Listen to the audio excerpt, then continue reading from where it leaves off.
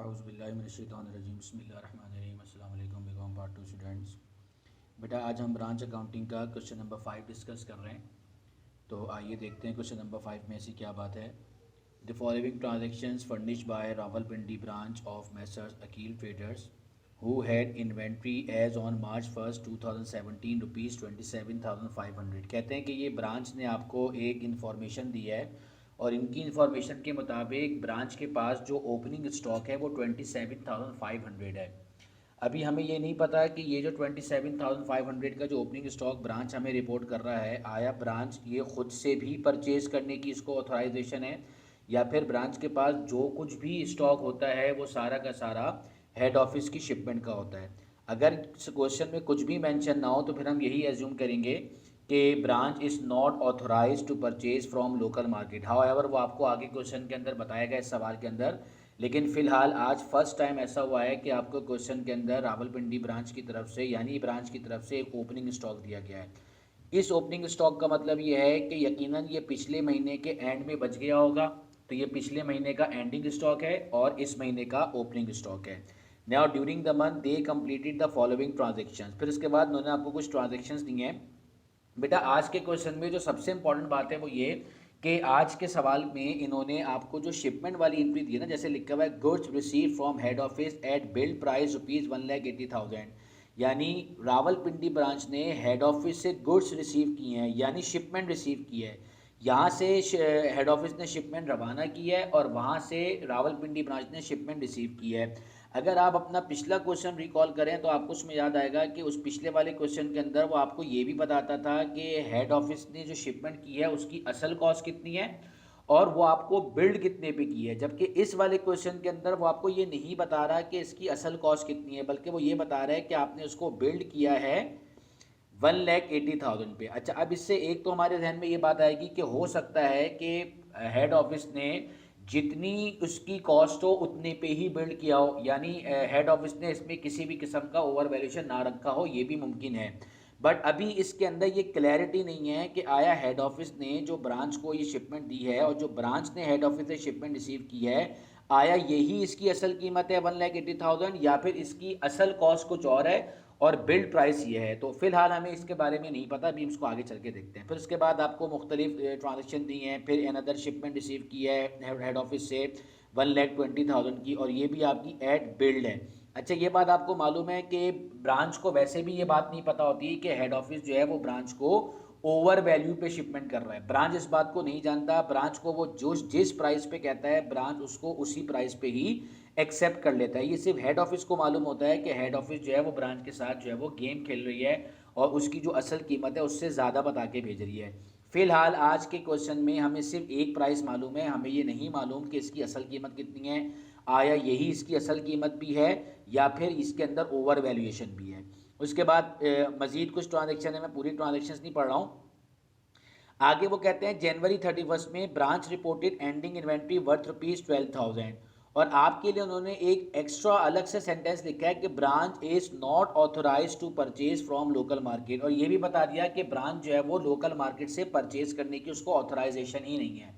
यानी इसका मतलब ये हुआ कि जो कुछ भी हेड ऑफिस शिपमेंट भेजेगा ब्रांच को, ब्रांच सिर्फ उसी शिपमेंट को ही आगे सेल आउट कर सकता है। ब्रांच को खुद से परचेज करने की कोई अथॉरिटी नहीं है। अगर ब्रांच को खुद से परचेज करने की अथॉरिटी नहीं है तो इसका मतलब है कि वो जो ऊपर बिगिनिंग स्टॉक बताया था 27,500, ये भी यकीनन उसी शिपमेंट में से बचा होगा जो हेड ऑफिस ने भेजी थी, और ये जो एंडिंग में 12,000 रुपीज़ का एंडिंग स्टॉक बच गया ये भी उसी में से बचा होगा जो कि हेड ऑफिस ने आपको शिपमेंट रवाना की थी। क्लियर हो गई बात। अब इसके बाद देखते हैं, कहते हैं give necessary journal entries in the books of head office and Rawalpindi branch. The head office practice to send goods to branch at 25% above cost. ये सबसे इंपॉर्टेंट जुमला था जिसकी मैं तलाश में था, और यहाँ से मुझे पता चल रहा है कि ये जो इन्होंने 2 मरतबा शिपमेंट की है, यकीनन ये शिपमेंट जो है वो इसकी असल कॉस्ट पे नहीं है बल्कि अबव कॉस्ट पर है।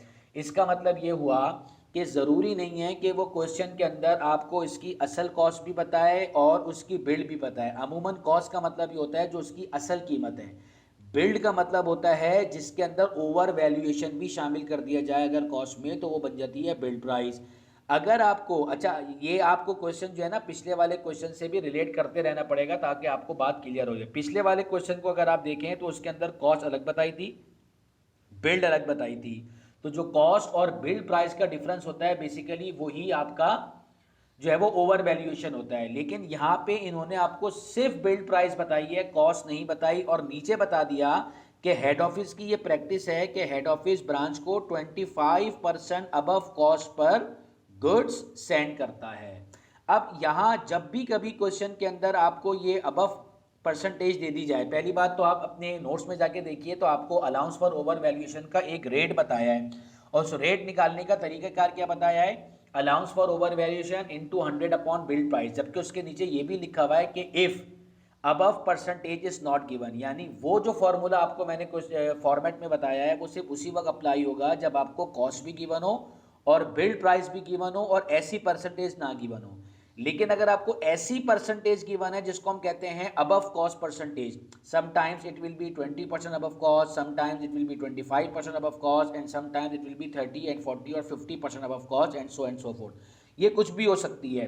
तो अब आपने सबसे पहला काम क्या करना है कि जब भी कभी आपको क्वेश्चन के अंदर ऐसे अबव कॉस्ट की परसेंटेज दी जाए, आपने उस अबव कॉस्ट की परसेंटेज को किस तरीके से इक्वेशन की शक्ल में नोट करना है इसको देख लीजिए। ये आप लिखेंगे यहां पे सबसे पहले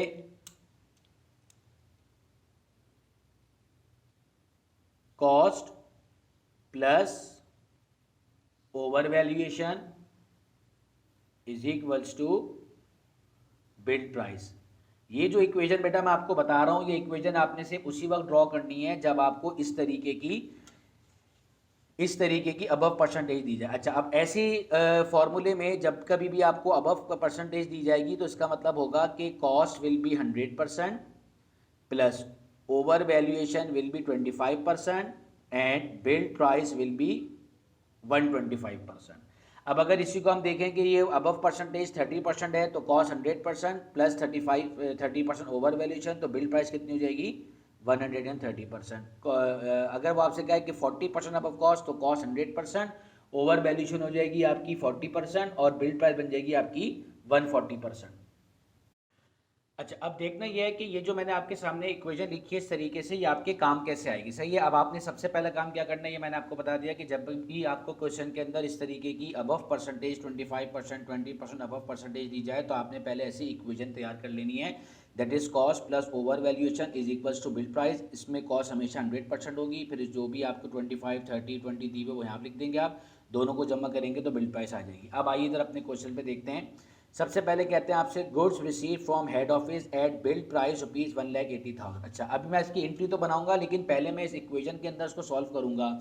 चूंकि बेटा इसने देखिए आपको बिल्ड प्राइस कही है, देखिए इसने आपको यहाँ पे 1,80,000 बिल्ड प्राइस कही है, तो इसका मतलब है कि ये मैंने यहाँ पे लिख दी बिल्ड प्राइस के इक्वेशन की जगह पे 1,80,000। अच्छा, अब मुझे करना क्या है, अब मुझे ये बात तो मालूम है कि इस बिल्ड प्राइस के अंदर 1,80,000 के अंदर 25% जो है वो ओवर वैल्यूएशन है और जो कॉस्ट है वो आपकी 100% है। तो मुझे इस 1,80,000 में से इसकी जो असल कॉस्ट है वो अलग करनी है और जो ओवर वैल्यूएशन है वो अलग करनी है। अब इसका तरीकाकार क्या है, अगर मुझे ये मालूम करना है कि इसमें कॉस्ट कितनी है तो मैं 1,80,000 को 100 से मल्टीप्लाई करूंगा और 125 से डिवाइड करूंगा। डिवाइड हमेशा उस वैल्यू को करते हैं, डिवाइड हमेशा उस उससे करते हैं जो जिसके नीचे वैल्यू दी हो। डिवाइड हमेशा उस परसेंटेज से किया जाता है जिस परसेंटेज के नीचे अमाउंट हो। अगर फर्ज कीजिए वो 1,80,000 बजाय बिल्ड प्राइस के कॉस्ट देता तो ये 180 मैं यहाँ लिखता, तो मुझे बिल्ड मालूम करनी पड़ती, फिर मैं 125 से मल्टीप्लाई करता और 100 से डिवाइड करता। लेकिन अभी चूंकि मुझे बिल्ड दी हुई है, मुझे कॉस्ट मालूम करनी है, तो मैं इस 1,80,000 को 100 से मल्टीप्लाई करूंगा और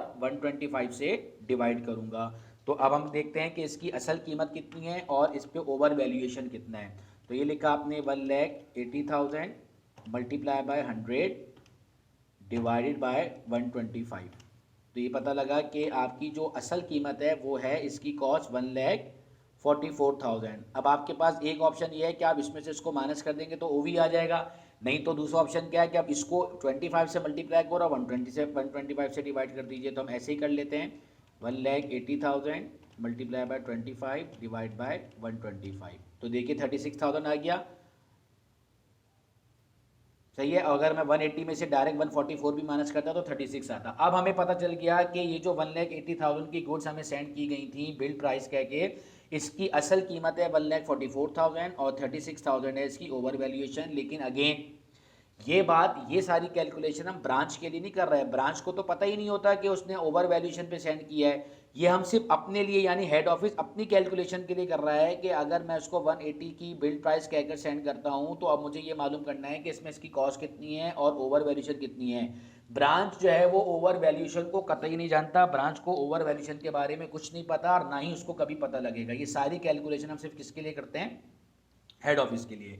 अब हम बनाएंगे इसकी एंट्री, जो चूंकि आपको मालूम है कि इसके अंदर हम रेसिप्रोकल एंट्रीज बनाते हैं, तो ये मैंने आपके सामने दो अलग अलग जो है वो पोर्शन बना दिए हैं। आपने प्रॉपर इसकी जर्नलाइजिंग करनी है। एक पेज पे आपने बनाना है हेड ऑफिस का जर्नल, एक पेज पे आपने बनाना है ब्रांच का जर्नल। अब पहली जो एंट्री है वो है शिपमेंट की, तो ये मैं यहाँ पे बनाने जा रहा हूँ शिपमेंट की एंट्री, और ये बनेगी आपकी 2017 मार्च की फर्स्ट। क्या एंट्री बनेगी, क्या बनाते हैं हम एंट्री? रावलपिंडी ब्रांच डेबिट, फिर इसके बाद शिपमेंट टू ब्रांच यानी Rawalpindi branch credit and allowance for over valuation credit. बेटा मैं यहाँ पे जगह की कमी की वजह से शॉर्ट फॉर्म यूज़ कर रहा हूँ, लेकिन आपने इसको फुल फॉर्म में लिखना है। अच्छा, अब इसकी एंट्री जब आप बनाएंगे तो इस एंट्री के लिए आपको हेल्प मिलेगी इस इक्वेशन से। तो ये 1,80,000 से आप डेबिट कर देंगे रावलपिंडी ब्रांच को, और ये 1,44,000 से आप क्रेडिट कर देंगे शिपमेंट टू ब्रांच, और 36,000 आ जाएगा इसमें ओवर वैल्यूएशन। यानी जब तक आप ये वर्किंग नहीं करेंगे आप ये एंट्री ही नहीं बना सकते, क्योंकि इसके अंदर आपको उसने सिर्फ एक प्राइस बताई थी यानी बिल्ड। हो सकता है कभी कॉस्ट बताए, हो सकता है कभी खाली बिल्ड बताए, लेकिन आपका जो असल खेल शुरू होगा ना वो यहाँ से शुरू होगा जब वो आपको क्वेश्चन पे बताएगा कि कितना परसेंट अबव कॉस्ट है, तो फिर आपको ये इक्वेशन बनाकर इसको करना पड़ेगा। अच्छा, अब चूंकि आपको ये पता चल गया कि यहाँ पे रावलपिंडी ब्रांच डेबिट है, तो अंडरस्टूड है कि जब आप रावलपिंडी ब्रांच की बुक्स में एंट्री बनाएंगे तो आप हेड ऑफिस को क्या करेंगे? क्रेडिट। तो यहाँ आ गया, ये भी आ गई मार्च की फर्स्ट। तो ये लीजिए, जो चीज़ आसान है पहले उसको कर लेते हैं। ये मैंने हेड ऑफिस को कर दिया क्रेडिट, जितने से ब्रांच डेबिट उतने से head office credit, that is 1,80,000। लेकिन जो शिपमेंट इसने यहाँ से रवाना की, इसके पास से गई और उसने अपने पास रिसीव की, तो इसको हम यहाँ पे डेबिट में क्या लिख देंगे?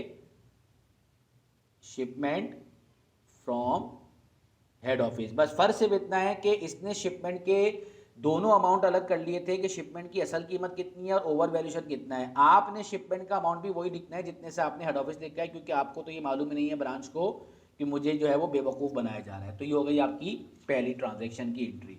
फिर इसके बाद नंबर 3 में कहते हैं मार्च की थर्ड में। अच्छा, ये आप ध्यान में रखिए कि मैंने बिगिनिंग इन्वेंट्री की एंट्री नहीं बनाई, क्योंकि मैंने आपको पहले बताया था कि बिगिनिंग इन्वेंट्री और एंडिंग इन्वेंट्री दोनों की एंट्री नहीं बनती। ये बिगिनिंग और एंडिंग इन्वेंट्री सिर्फ और सिर्फ आपके अलाउंस फॉर ओवर वैल्यूएशन की कैलकुलेशन में काम आएगा, अदरवाइज इसका मजीद कोई काम नहीं है, और इसके अलावा जो है वो कोई काम नहीं है। चाहिए, आइए मार्च की third, cash receive from head office ₹10,000। सवाल ये कि किसने रिसीव किया, चूंकि ये इन्फॉर्मेशन सारी ब्रांच की तरफ से दी गई हैं, इसका मतलब है वो ये कहना चाह रहा है कि ब्रांच ने कैश रिसीव किया हेड ऑफिस की तरफ से। तो दूसरे लफ्जों में हम कह सकते हैं कि हेड ऑफिस ने कैश सेंड किया तो ब्रांच ने रिसीव किया। तो हम पहले इसकी हेड ऑफिस में एंट्री बनाते हैं मार्च की थर्ड की। हेड ऑफिस की तरफ से चूंकि कैश गया तो इसने कर दिया कैश को क्रेडिट। कितना कैश क्रेडिट है? 10,000। और चूंकि ये कैश जो गया ये ब्रांच को गया है, तो ये एंट्री में डेबिट क्या कर देगा? Rawalpindi branch debit 10,000। सही है, ये हो गई इसकी एक एंट्री। अब आप यहां पे बनाएंगे इसकी एंट्री, तो देखिए रावलपिंडी ब्रांच जब यहां पे डेबिट है तो अंडरस्टूड है कि यहां पे हेड ऑफिस क्या हो जाएगा? क्रेडिट। कितने से? 10,000 से। और चूंकि इसने कैश जहां से भेजा आपने वहां से रिसीव किया, तो ये आपका कैश डेबिट में आ गया कितना? 10,000। सही है बेटा, दो ट्रांजेक्शन हो गई।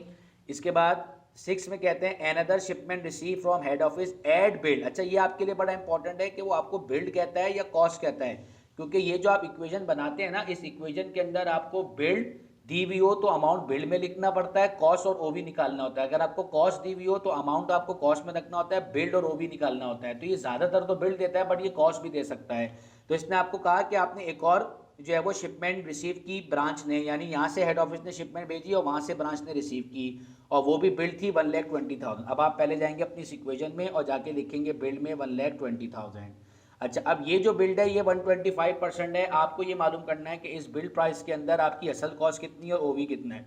तो सिंपल 1,20,000 को 100 से मल्टीप्लाई कर देंगे और 125 से डिवाइड कर देंगे। तो 1,20,000 मल्टीप्लाई बाय 100 डिवाइड बाय 125।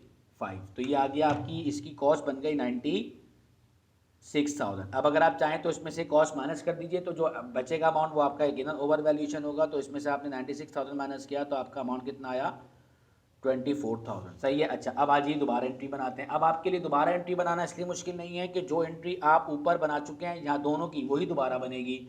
तो हम दोबारा एंट्री बना देते हैं, that is Rawalpindi branch debit कितने से, जो इसकी बिल प्राइस है दैट इज 1,20,000। और फिर इसके बाद आप क्रेडिट करेंगे शिपमेंट टू ब्रांच क्रेडिट कितने से, 96,000, और बाकी चला गया कहाँ, अलाउंस फॉर ओवर वैल्यूएशन 24,000। सही है। अगेन एक बात ध्यान में रखिए कि इस अलाउंस फॉर ओवर वैल्यूएशन का ब्रांच को नहीं पता होता, ये सिर्फ और सिर्फ हेड ऑफिस का खेल होता है। सिर्फ हेड ऑफिस जानता है, ब्रांच नहीं जानता। अच्छा, अब जब मैं यहाँ पे एंट्री बनाऊंगा रेसिप्रोकल, तो चूंकि यहाँ पे रावलपिंडी ब्रांच डेबिट है तो मेरे लिए ये आसानी हो गई कि मैं यहाँ पे हेड ऑफिस को क्या करूँगा, क्रेडिट कितने से, 1,20,000 से। अच्छा, अब जो शिपमेंट इसने यहाँ से क्रेडिट की मैं वहाँ से रिसीव करूँगा तो मैं डेबिट करूँगा। बस फर्क सिर्फ इतना है कि जब मैं डेबिट करूँगा तो मैं इस वाले अमाउंट से नहीं करूँगा। इसने तो अलग अलग बताया, इसने तो अपने पास अलग अलग लिखा कि उस शिपमेंट की असल कीमत 96 थी और बाकी 24,000 ओवर वैल्यूएशन है। मुझे तो चूंकि पता ही नहीं है कि इसमें ओवर वैल्यूएशन भी है, इसलिए जितने अमाउंट से मैंने 120,000 से हेड ऑफिस को क्रेडिट किया, इतने ही अमाउंट से मैं shipment receive from head office को डेबिट कर दूंगा बाय ₹1,20,000। सही है। चलिए, इसके बाद क्या है,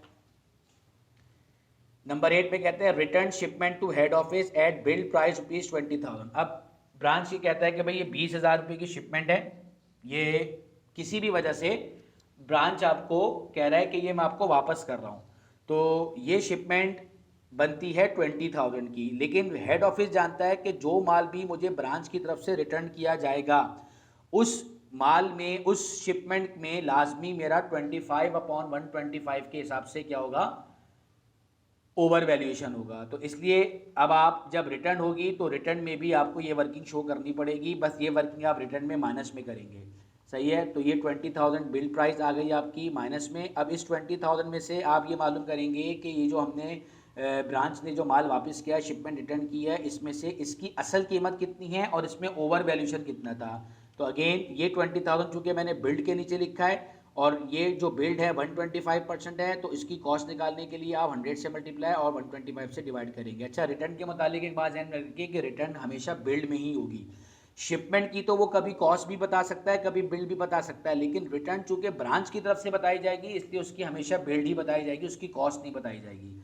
तो ये आपने क्या किया, 20,000 मल्टीप्लाई बाय 100 डिवाइडेड बाय 125, तो ये कितना बना, 16,000। यानी इसका मतलब ये हुआ कि जो शिपमेंट रिटर्न हुई है 20,000 की, उसमें असल है 16,000 और यकीनन बाकी 4,000 क्या है इस पे ओवर वैल्यूएशन। अब शिपमेंट की रिटर्न वाली एंट्री आप जाके देख लीजिए जो मैंने आप लोगों को फॉर्मेट में दी हुई है, सिंपल। आप इन दोनों में से कोई सी भी एंट्री रिवर्स कर सकते हैं क्योंकि ये भी शिपमेंट की है और ये भी शिपमेंट की है, और जब आप रिटर्न करते हैं तो इन्हीं शिपमेंट वाली एंट्री को रिवर्स कर देते हैं। तो आइए इस एंट्री को रिवर्स करते हैं, सिंपल।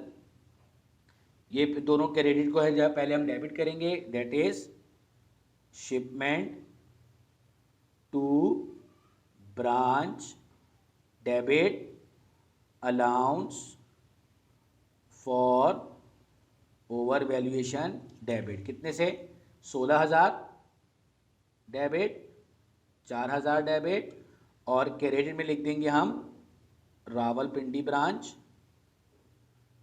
और ब्रांच आता है बिल्ड प्राइस से, चाहे शिपमेंट करें चाहे रिटर्न करें दोनों मरतबा बिल्ड प्राइस से लिखेंगे। तो रावलपिंडी ब्रांच चला गया 20,000 से क्रेडिट। अच्छा, अब ये जब इस अपनी एंट्री को रिवर्स करेगा, सिंपल, तो ये इसने शिपमेंट रिसीव करते हुए एंट्री बनाई थी, इसी एंट्री को रिवर्स कर देगा, यानी head office debit and shipment from head office credit. अच्छा, ये सिंपल 20,000 से करेगा क्योंकि उसको ये नहीं मालूम कि ये जो मैं माल वापस कर रहा हूँ इसके अंदर कुछ जो है वो ओवी टाइप की भी चीज़ होती है। तो ये सिंपल अपना अमाउंट उतने ही अमाउंट से लिख देगा एंट्री, जो कि 20,000 का अमाउंट आपको क्वेश्चन में गिवन है।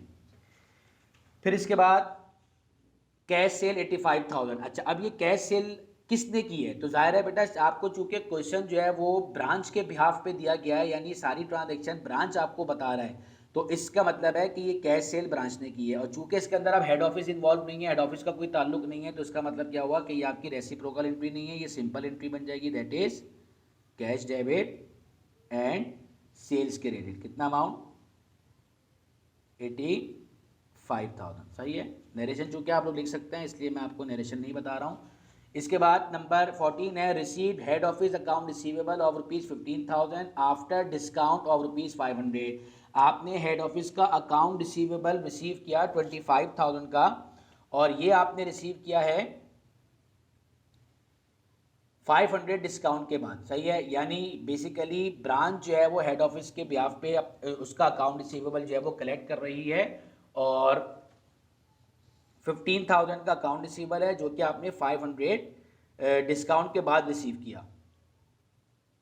तो इसकी आप क्या एंट्री बनाएंगे? 14, चूंकि ये की है ब्रांच ने, तो ब्रांच ने कैश रिसीव किया। कितना कैश रिसीव किया? 15,000 का अमाउंट था, लेकिन 500 डिस्काउंट के बाद रिसीव किया, तो बेसिकली आपने 14,500 का कैश रिसीव किया। और ये कैश आपने किसके लिए रिसीव किया? हेड ऑफिस के लिए रिसीव किया, तो ये आ गया क्रेडिट में 14,500। अच्छा, अब जब आप इसकी एंट्री यहाँ पे बनाएंगे 14 की, तो चूंकि यहाँ पे हेड ऑफिस क्रेडिट है, तो अंडरस्टूड है कि यहाँ पे रावलपिंडी ब्रांच क्या हो जाएगा? डेबिट। कितने से? 14,500। और चूंकि इसमें 500 डिस्काउंट है, और रिसीविंग पे जो डिस्काउंट होता है वो सेल डिस्काउंट होता है, तो ये आपने लिख दिया सेल डिस्काउंट 500। और ये पैसे रिसीव करना बेसिकली ब्रांच का, ये पैसे रिसीव करना हेड ऑफिस का अकाउंट रिसीवेबल था, तो ये क्रेडिट में आ जाएगा अकाउंट रिसीवेबल 15,000। सही है बेटा? ओके। इसके बाद नेक्स्ट है operating expense paid by head office ₹26,800। Operating expense पे किए हैं हेड ऑफिस ने 26,800 के। सवाल ये कि किसके किए हैं? जब आपको ये सारी इंफॉर्मेशन ब्रांच दे रहा है, तो इसका मतलब है कि ब्रांच जो है वो वही इंफॉर्मेशन दे रहा है जिसमें वो खुद भी इन्वॉल्व है। इसलिए हमें समझ में आया कि अगर ये हेड ऑफिस के अपने जो है वो एक्सपेंस होते, ब्रांच के ना होते, तो इसकी इन्फॉर्मेशन हमें फिर ब्रांच नहीं देता, क्योंकि सवाल की इब्तदा वो ये कर रहा है कि ये इन्फॉर्मेशन फंडिश ब्रांच ने की है, तो इससे हम समझ गए कि ये एक्सपेंस भी ब्रांच का होगा, लेकिन इसकी पेमेंट हेड ऑफिस ने की है। तो इसका मतलब ये हुआ कि जब आप इसकी एंट्री बनाएंगे 28 की यहाँ पे, तो हेड ऑफिस के पास से पेमेंट करने की वजह से कैश गया 26,800, और ये कैश इसने किसके लिए पे किया? रावलपिंडी ब्रांच के लिए। कितना? 26,800। सही है। अब आपको ये बात समझ में आ गई है कि चूंकि यहाँ पे रावलपिंडी ब्रांच क्रेडिट है, तो अंडरस्टूड है कि जब आप इसकी यहाँ पे रेसिप्रोकल एंट्री बनाएंगे, तो यहाँ पे रावलपिंडी ब्रांच डेबिट है, तो यहाँ पे हेड ऑफिस क्या होगा? क्रेडिट होगा। कितने से? 26,800। और आप डेबिट क्या कर देंगे इसकी जगह, क्योंकि ये आपके ऑपरेटिंग एक्सपेंस से, तो यहाँ आ जाएगा ऑपरेटिंग एक्सपेंस 26,800। सही है बेटा? फिर इसके बाद नेक्स्ट है reported net profit to head office ₹22,000। आपने नेट प्रॉफिट रिपोर्ट किया हेड ऑफिस को 22,000, तो ये आपकी 31 की एंट्री बन जाएगी यहाँ पे expense and revenue summary debit या income summary debit. Expense and revenue summary debit और हेड ऑफिस क्रेडिट। अमूमन जो नेट प्रॉफिट की एंट्री बनती है वो होती है expense and revenue summary debit, capital credit, लेकिन कैपिटल रिकॉर्ड करना ब्रांच का काम नहीं है, तो ब्रांच कैपिटल रिकॉर्ड करने के बजाय इसको हेड ऑफिस को ट्रांसफर कर देगा। और कितना अमाउंट है आपका? 22,000। तो ये लिख दिया आपने यहाँ पे 22,000, और ये आ गया 22,000। अच्छा, अब चूंकि ये रेसिप्रोकल है तो जब आप इसकी एंट्री यहाँ पे बनाएंगे तो यहाँ पे हेड ऑफिस क्रेडिट है, तो यहाँ पे रावलपिंडी ब्रांच क्या हो जाएगा, डेबिट। कितना, 22,000। और क्रेडिट क्या कर देंगे हेड ऑफिस में, profit and loss account credit 22,000। सही है। और फिर इसके बाद इन्होंने आपको बताई है रिपोर्टिंग एंडिंग इन्वेंट्री, और चूंकि एंडिंग इन्वेंट्री की कोई एंट्री नहीं बनती इसलिए हम एंडिंग इन्वेंट्री को छोड़ देंगे 12,000। लेकिन आगे ये भी बता दिया कि branch is not authorise to purchase from local market, branch जो है वो लोकल मार्केट से परचेज कर नहीं सकता। इसका मतलब क्या है कि ये एंडिंग भी और वो बिगनिंग भी दोनों प्योरली वो इन्वेंट्रीज हैं जो कि आपको आपके हेड ऑफिस की भेजी हुई शिपमेंट में से बची हैं। तो बेटा ये फिलहाल ये एंट्री थी। आज की क्लास को हम यहीं पर ही ख़त्म करते हैं। ये एंट्रीज आप लोगों ने एज इट इज़ कॉपी करनी है। सवाल अभी बाकी है, चूँकि टाइम ख़त्म हो गया है तो सवाल को ही स्टॉप करते हैं। इंशाल्लाह इसके बाद हम इसी सवाल को अगली क्लास में कंटिन्यू करेंगे और इसकी बाकी की रिक्वायरमेंट भी देखेंगे। तो उस वक्त तक के लिए फिर आप इजाज़त दीजिए। इंशाल्लाह फिर आपसे अगली क्लास में मुलाकात होती है। अल्लाह हाफिज़।